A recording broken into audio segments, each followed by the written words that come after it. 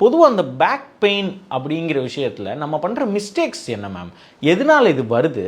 வந்ததுக்கு அப்புறமா இப்படி பண்ணு அப்படி பண்ணுன்னு 1000 அட்வைசஸ் எங்களுக்கு வருது இல்லை? இப்போ தலகாணி வைக்காமல் கீழே படு, இந்த காலை தூக்கி இப்படி சுருக்கி இப்படி போடு, அது இதுன்னு ஆசனா அந்த இதுன்னு சொன்னால் பேக் பெயின் சரியாயிடும்னு. ஃபர்ஸ்ட் எனக்கு எதனால் வருது, அதுக்கப்புறம் அது வந்ததுக்கப்புறம் நாங்கள் பண்ணுற மிஸ்டேக்ஸ்லாம் என்ன? பேக் பெயின் எல்லாம் பார்த்தீங்கன்னா பியூர்லி ஒரு லைஃப் ஸ்டைல்னால ஏற்பட்ட ஒரு பிரச்சனைகள் தான், இது வியாதி கிடையாது. ஓகே, பேக் பெயின் என்னும்போது இப்போ ஒரு ஐடி செக்டரில் ஒரு ஐடி ப்ரொஃபஷனல் தொடர்ந்து உட்காந்து வேலை செய்கிறாங்க, இல்லை ஒருத்தவங்க அதிகமாக வெயிட் தூக்குற மாதிரி வேலை செய்கிறாங்க, அவங்களுக்கு இந்த மாதிரி பேக் பெயின் எல்லாம் அதிகமாக வரும். ஃபார் எக்ஸாம்பிள் ஜிம்முக்கு போகிறவங்க வெயிட் தூக்குறப்ப டக்குன்னு முதுகு பிடிச்சிச்சுன்றது சொல்கிறாங்க. அந்த மாதிரி ஒரு கரெக்டான இம்ப்ராப்பர் வேலை பண்ணுறாங்க, இல்லை ஒரு இம்ப்ராப்பர் பாஸ்டரில் ஒரு கரெக்டான பாஸ்டரில் உட்காந்து வேலை செய்கிறது கிடையாதுன்னும் போது அவங்க கேசஸில் பேக் பெயின் ரொம்ப காமன். பொதுவாக மக்கள் என்ன நினைக்கிறாங்க, பேக் பெயின் வந்தாலே ஒரு டிஸ்க் பிரச்சனை, L4 L5 disc, L5 S1 டிஸ்க்ன்றது நினச்சிட்டு அதுக்கு அடுத்தது ஆப்ரேஷன் தான்ன்றது நினைக்கிறாங்க.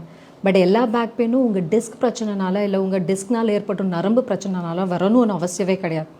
பேக் பெயின்ன்றது பேக்கில் இருக்கோ ஒரு எலும்பு நடுவில் இருக்கும் இந்த டிஸ்க்னால பிரச்சனைன்றது அதனால வரலாம். ரெண்டாவது சதை, அந்த ஸ்பைன் சுற்றி இருக்கும் சதை பிடிப்புனாலவும் வரலாம். இல்லை 2 எலும்பு நடுவில் இருக்கும் குட்டி குட்டி ஜாயிண்ட், ஃபெசட் ஜாயிண்ட்ன்றது சொல்கிறோம், அந்த ஜாயிண்ட்டில் இருக்க பிரச்சனைனாலும் வரலாம். இல்லை 2 எலும்பை கனெக்ட் பண்ணுற ஒரு லிகமெண்ட் ஜவ்வுலேயே இருக்க பிரச்சனைனாலும் வரலாம். பேக் பெயின்கான காரணம் வேறு என்னும்போது ட்ரீட்மெண்ட் கூட மாறும். எல்லாத்துக்கும் ஒரு ஆப்ரேஷன் இந்த வழின்றது கிடையாது. ஸோ பேக் பெயின்கான காரணம் வேறு மாதிரி இருக்கப்போ வெறும் எம்ஆர்ஐ பார்த்து ட்ரீட்மெண்ட் தரவே கூடாது. நீங்கள் கேட்ட கேள்வி காமனான மிஸ்டேக்ஸ் என்ன பண்ணுறாங்கன்னா, 1 பேக் பெயின் வந்த உடனே பெட் ரெஸ்ட் எடுத்துக்கோங்கன்ற சொல்கிறாங்க. பெட் ரெஸ்ட் எடுத்துக்கிட்டிங்கன்னா மொத்தமாக உங்கள் ஸ்பைன் ரெஸ்ட் ஆகிடும். So rest is not a solution. ரெஸ்ட்ன்றது சில ஒரு திடீர்னு வலியை ஸ்டார்ட் ஆகிடுச்சு, இல்லை ஏதோ ஒரு வெயிட் தூக்கும்போது சதை பிடிச்சிச்சுன்னும் போது அப்போ நீங்கள் கொஞ்சம் ரெஸ்ட் எடுத்துட்டிங்கன்னா ஓகே. பட் அதே ரெஸ்ட்டு சொல்யூஷனாக எடுக்க முடியாது. ஸோ ரெஸ்ட் எடுக்கிறது சொல்யூஷன் கிடையாது. சொல்யூஷன் இல்லை. அந்த நேரத்தில் எனக்கு கொஞ்சம் வலி கொஞ்சம் அதிகமாக இருக்குன்னா அப்படி படுத்தா சுகமாக இருக்குமே தவிர அது சொல்யூஷன் இல்லைன்னு கிடையாது. ரெண்டாவது பார்த்தீங்கன்னா பேக் பெயின் வந்த உடனே பக்கத்து வீடு ஆண்டி பெல்ட் கட்டியிருந்தாங்க, அதே மாதிரி பெல்ட் நான் கூட கட்டிக்கலான்றது நினைக்கிறாங்க. பெல்ட் கட்டுறதுனால உங்கள் உள்ளே நடந்திருக்கும் டேமேஜ் இல்லை உள்ளே உங்கள் வலிக்கான காரணம் சரியாக. பெல்ட் கட்டுறதுனால ஏதோ ஒரு கம்ப்ரெஸ் பண்ண மாதிரி இருக்கும், வலி கம்மியாகிற மாதிரி இருக்கும். பட் இதே லாங் டேர்மில் போனீங்கன்னா இதே பெல்ட் அட்வான்டேஜ் ஒரு பெனிஃபிட்ன்றதை விட டேமேஜ் அதிகமாக பண்ணும். பெல்ட்டு டெஃபினெட்லி அட்வைஸ்ட் கிடையாது. மூணாவது பார்த்தீங்கன்னா தரையில் படுக்கிறதுன்றது சொல்கிறாங்க. தரையில் படுக்கிறதுனால உங்கள் பாஸ்டர்ன்றது சரியாகும் தவிர உள்ளே அகெயின் நடந்திருக்கிற டேமேஜ் ரிப்பேர் ஆகாது. அஞ்சாவது நான் சொன்ன மாதிரி எம்ஆர்ஐ பார்த்துட்டு இந்த டாக்டர் எம்ஆர்ஐ பார்த்துட்டு ஒரு ஆப்ரேஷன் சொல்லிட்டாங்களா, அடுத்த டாக்டர் கிட்ட போகிறாங்க, அவங்களும் ஆப்ரேஷன் சொல்லிட்டாங்க. இந்த மாதிரி ஃபைலோட பேஷண்ட்ஸ் வராங்க.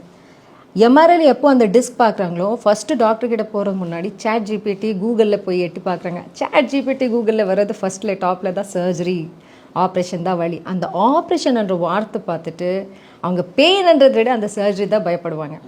ஸோ நம்மக்கிட்ட நம்ம இந்த ஹாஸ்பிட்டலில் ஒரு ஆப்ரேஷன் இல்லாத ட்ரீட்மெண்ட் கொடுக்குறோன்னும் போது இந்த ஒரு 4-5 ஃபைலோட வர பேஷண்ட்ஸ் எல்லாம் ஆல்ரெடி அவங்க ஒரு பயத்தோட தான் வருவாங்க, எங்கே இவங்களும் ஆப்ரேஷன் சொல்லிடுவாங்கன்றது.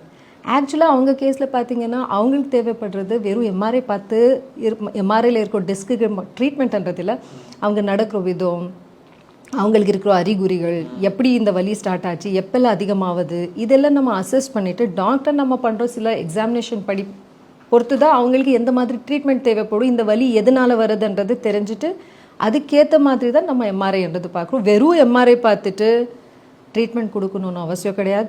எம்ஆர்ஐயில் இருக்கிற எல்லா டிஸ்க்கும் உங்கள் வலிக்கான காரணம் ஆகணும்னு அவசியமே கிடையாது. ஆரோக்கியமான வாழ்க்கைக்கு ஆராவில் ஹெல்த் மிக்ஸ் auravil.in வெப்சைட்ல இருந்து வாங்கலாம்.